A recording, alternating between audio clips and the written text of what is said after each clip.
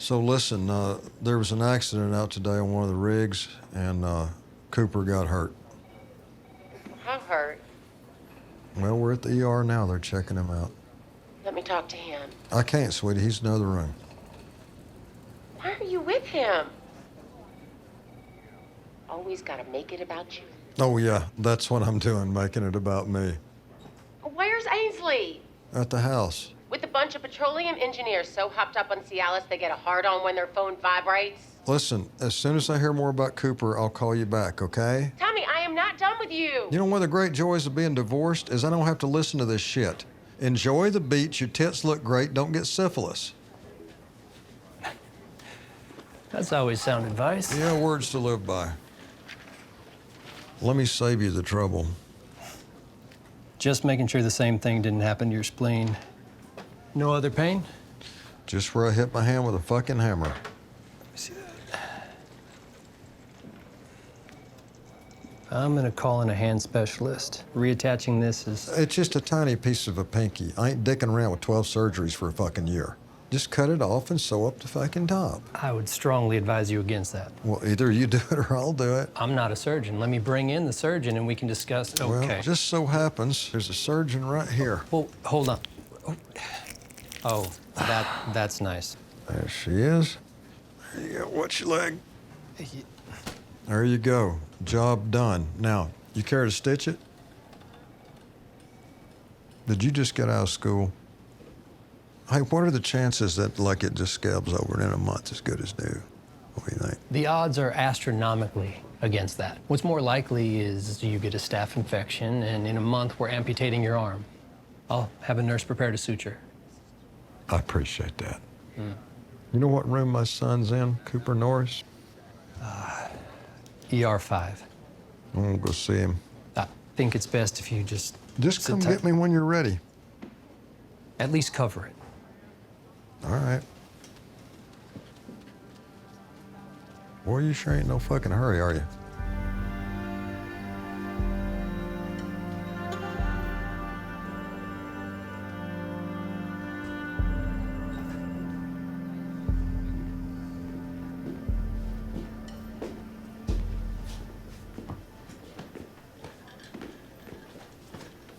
What happened to your hand? Well, here's a life lesson worth filing away. When hammer hits hand, hammer wins. Your turn. I don't know. They sent me to the truck to fetch a pipe wrench. Next thing I know, I'm flying through the air. And just like that, 3 widows and 6 orphans. 8 orphans. Here's reason number 1 of about 300 why you might want to find a better way of making a living. What am I gonna do? Sit in an office and sell fucking computer chips? Yeah, maybe. I know what I'm gonna do when they sew up what's left of my fucking finger. I'm gonna drive over to Luis's house and tell his wife she's lost a husband and 2 nephews. And then I'm going over to Armando's house and do the same kind of thing. And then I'm going out to Elvio's house to tell the 22-year-old mother to break out the fucking want ads and get a job. No time to grieve, no time to mourn. Because banks don't wait.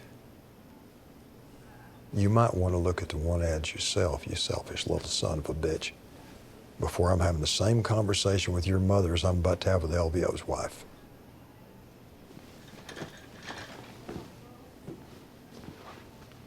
If I'm so selfish, what does that make you? A divorced alcoholic with $500,000 in debt, and I'm one of the lucky ones.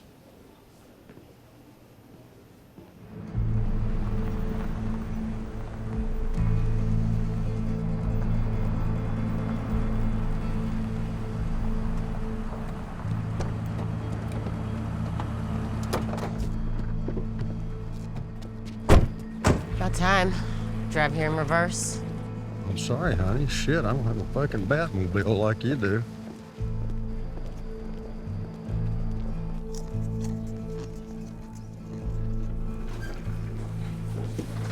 Hey, honey. Is he asleep?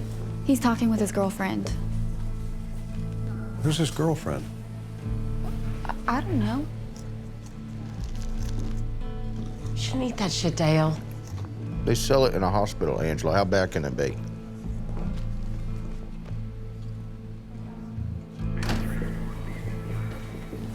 Your boy's either real tough or real lucky, Tommy. You been in with him yet? He's talking with his girlfriend. Figured I'd give him that after all he's been through. Who is his fucking girlfriend?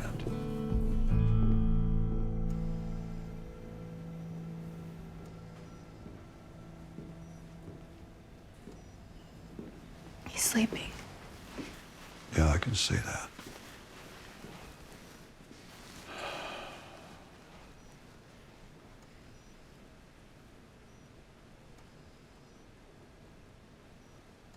How you holding up, honey? How's your boy? He's good. How are you? Well, you know. No, I don't know, but I can imagine.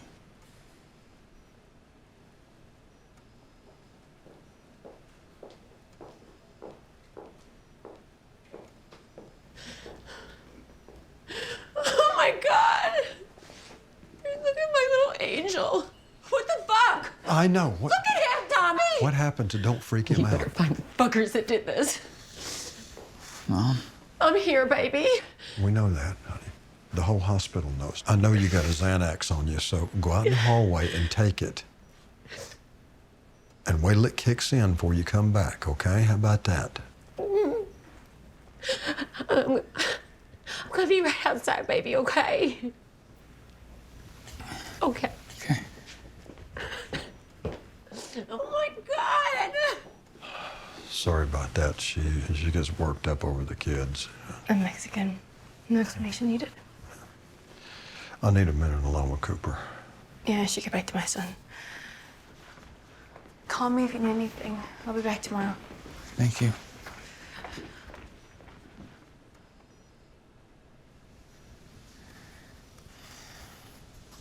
Nothing's going on. Her husband just died. She called and asked for help, and I gave it. She's not my concern. You are. And at the moment, the fuckers that put you in this hospital are my main concern. If my father steps in... This is not your dad talking. This is a general manager of an oil company talking. And when my employees break into another employee's company-provided housing and beat the dog shit out of him to the point where a surgeon has to reinflate his lung, I step in. Manuel and Antonio. Who else? You can tell me, or I'll beat it out of the first two. I don't know their names. Maintenance crew for the Buffalo field. That's all you had to say. You're gonna have to move slow with this girl. She's hurting in a way that you can't understand, and she's trying to find somewhere to put it. It's not like that. How many other widows do you think are sitting in this hospital and not with their helpers?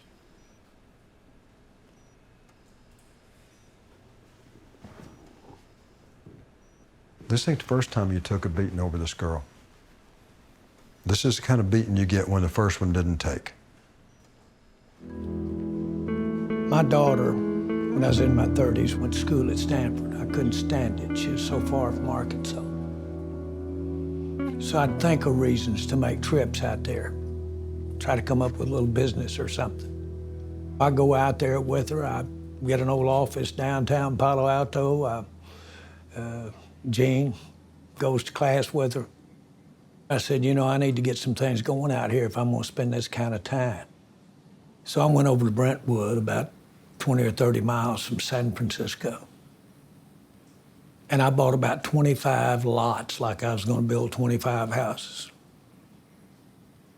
Except I drilled 4 gas wells. And those 4 gas wells in 18 months paid me enough money for me to buy the Dallas Cowboys. Paying attention to my kids actually led to me getting involved into the passion of my life. And all along, what I was trying to do is hang out near my daughter. A lot of things happen that you didn't have planned or don't have the strategy for. Hey, Tom. Now, I'm not saying I've done anything right, but I made my mind up a long time ago I was going to work with my kids. They're involved in everything. They're involved in my leasing, oil and gas, real estate. And so when I got to Cowboys, I got it so that we could all work together. I thought I was doing it for them. But the one that got the most out of it was me. I just know it's not going to be this time, but you're going to be sitting here sometime in the future, laying here sometime in the future. And this room's going to be full of your business associates and the people you've worked with all your life. And more than likely, your children and family are going to be there because they're your children and your family. But you could have them there because they're the people you spent your life with, you worked with, you fell down with, you got up with. Not just Thanksgiving, Christmas. That's who you want to be with. So when that time comes like this, it's a celebration of your life, and you're not wishing you'd spend a little more time seeing a few more sons come up. That's the trick. That's the trick. Because that's going to be your glory. I'm pretty proud of them Cowboys. I'm pretty proud of the stuff we've done in oil and gas. It pales in comparison to how proud I am to have lived my life working with my kids.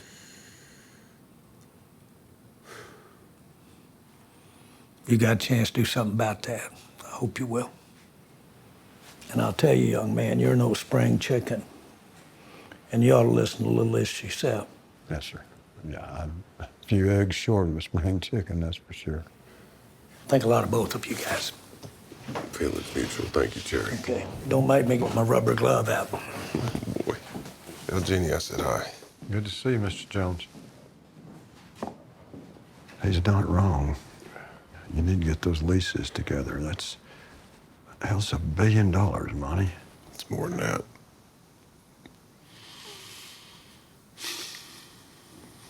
And then what? Huh? Shit, my dad retired at 68. 5 months later, he was dead. He died of boredom, of no purpose. Well, make Cammy your job and those girls your purpose. Jesus Christ. Tom, it's my 3rd fucking bypass. Work isn't killing me. It's this fucking busted, rotten heart. That said, I am planning on stepping back.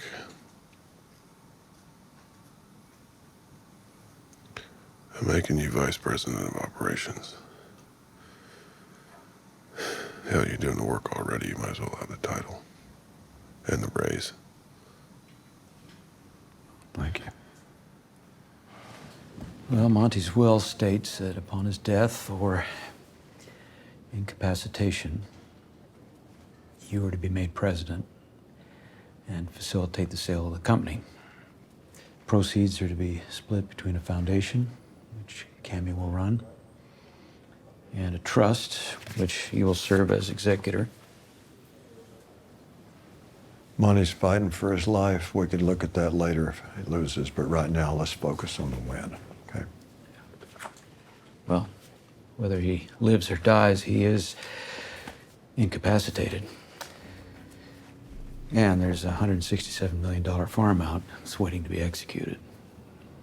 He needs a heart transplant, Tommy. Is that what they're doing? We're trying to get him stable enough to receive one. They won't risk the organ on a recipient that isn't healthy enough to survive the procedure, much less the body's reaction to a foreign organ. He is already incapacitated, and he will stay that way for the foreseeable future. Will you accept the position as president of MTEX Oil and the family estate? Yes. And will you accept the role as executor of the family trust? Yes, but I want a board with both of you on it. That's fine. Cammy? Well, what does that mean? It means you vote on the decisions I make. And who else is on the board besides us? Who manages his money? Goldman. Okay, somebody from Goldman. Okay. Talk to me about this farm out. Well, look, the leaseholder's over-leveraged and can't raise the capital. Field's rich. We recoup our expenses before an 80-20 split that settles at 65-35. It can be a 10x deal, assuming we increase our production, which I believe we can. What's the worst case scenario? Worst case? Worst case is another COVID or OPEC floods the market. Oil drops below 60, it puts us out of business in a year. And what's best case? 1.2, $1.4 billion in 48 months. Or do what Monty would do and sell a paper for $800 million in 6 months and go find the next one. Well, there aren't any more next ones, Tommy. Can you sell it now? It's worthless till we drill. I could blow up the deal, then whatever he has now, it's what they have going forward. He set aside for you, I know he did.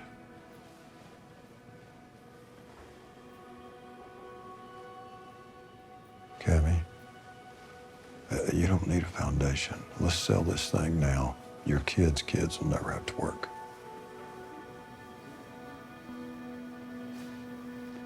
And then what? Then what, Tommy?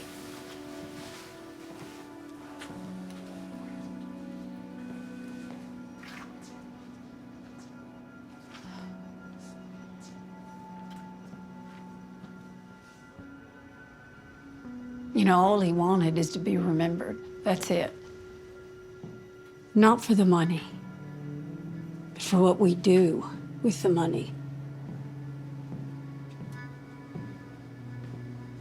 And yeah, I have enough to live and live well. But do I have enough to make the world remember him? Well, sell the fucking plane. You can build a hell of a high school football stadium. I don't know what to tell you, Cammy. I'm sorry. It's just, that's what's killing him. Trying to be immortal. You want it to kill you too? You have 200 million bucks laying around? No, I don't. Okay. So we get a loan. Because of the risk, it's prohibitive. That's 12 to 14% that you have to personally guarantee. That means the house and the ranch and the place in Aspen, all that shit. There's way more oil men who went bankrupt than became billionaires. This is that kind of deal.